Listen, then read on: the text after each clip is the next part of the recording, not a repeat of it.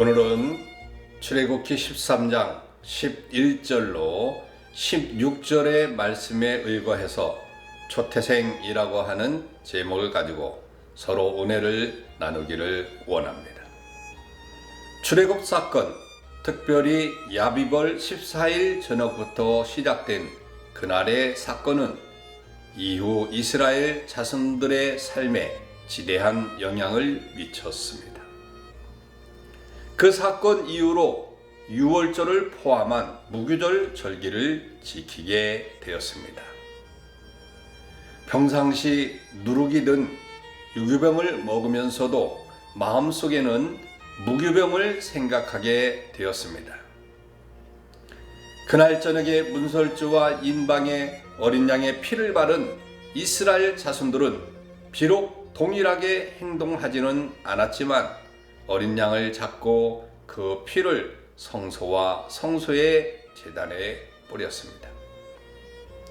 그 사건 이후로 이스라엘 자손들은 양과 염소의 피로 인한 대속의 개념을 가지게 되었습니다.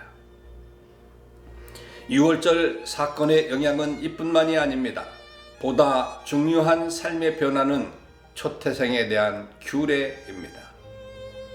즉, 처음 태어난 것은 자기 것이 아닌 하나님의 것이라고 하는 의식과 함께 그러한 고백과 드림이 이스라엘 자손의 삶 가운데 자리 잡게 되었습니다. 오늘은 초태생 규례가 어떤 의미를 가지고 있으며 또 어떻게 지켰는지 살펴보도록 하겠습니다.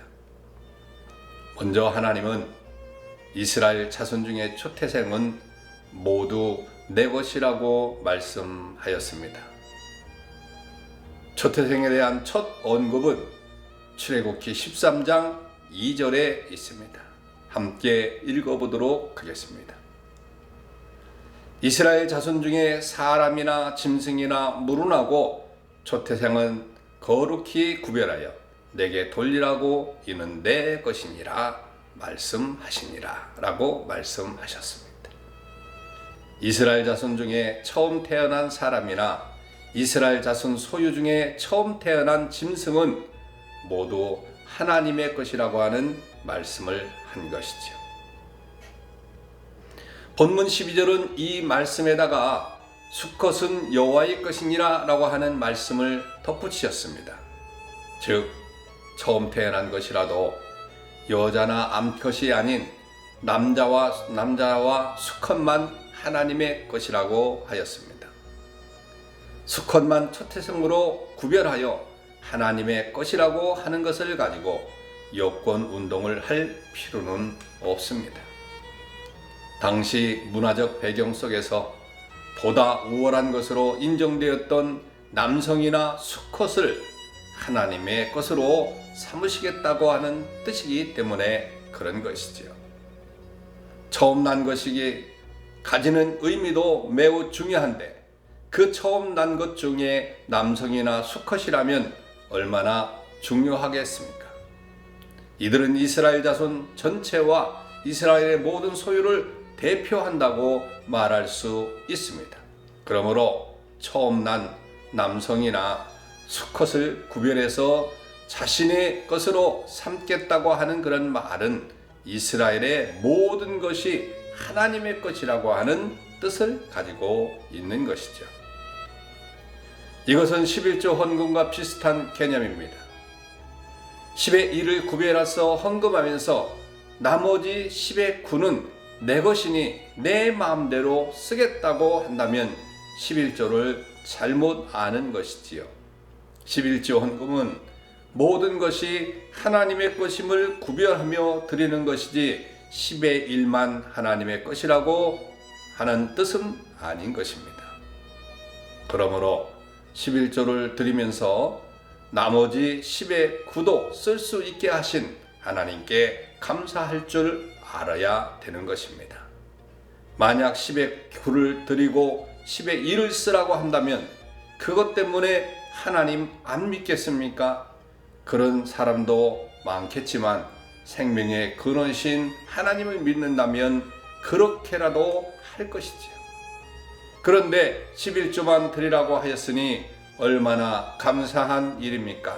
그럼에도 11조를 아까워하고 그것까지 드리지 않는 것은 분명히 잘못된 일입니다.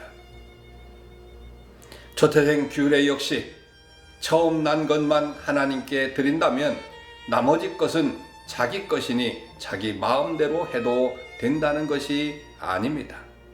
그 나머지 것도 하나님의 것임을 고백하고 인정하면서 하나님의 뜻을 따라 사용해야 되는 것이지요. 둘째로 하나님은 초태생을 구별하여 하나님께 돌리라고 하는 말씀을 하셨습니다.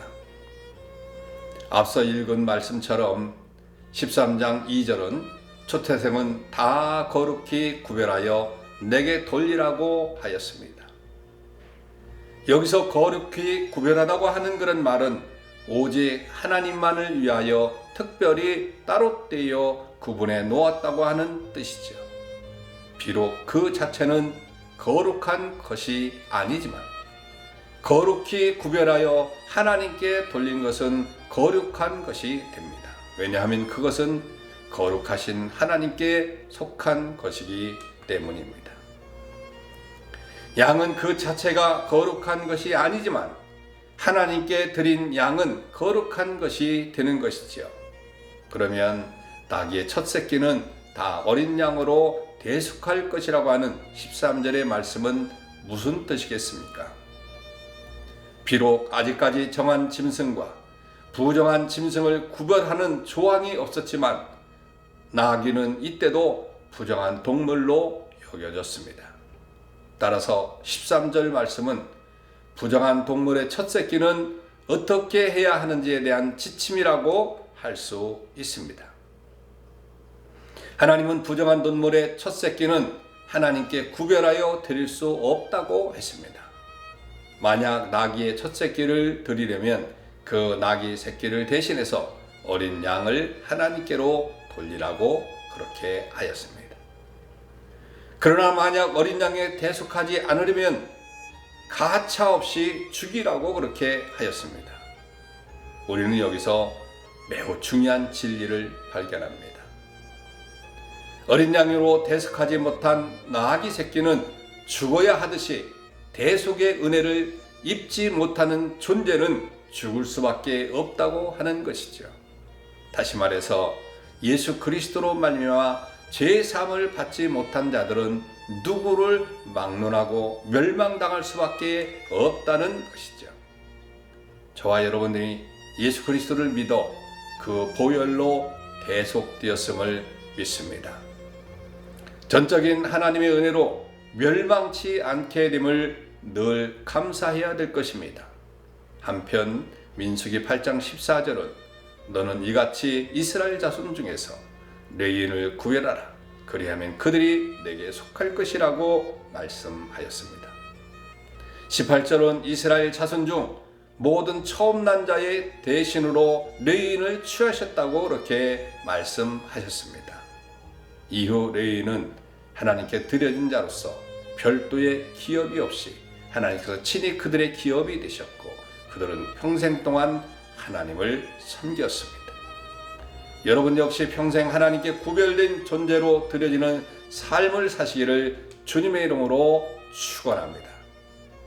오늘 이 아침에 기도해야 될 것은 하나님, 우리가 예수 믿고 구별된 대로서 살아가는데 참으로 그 삶이 복되고 하나님께 영광만 될 수 있도록 해달라고 기도하시는 이 아침 되시기를 바랍니다. 샬롬.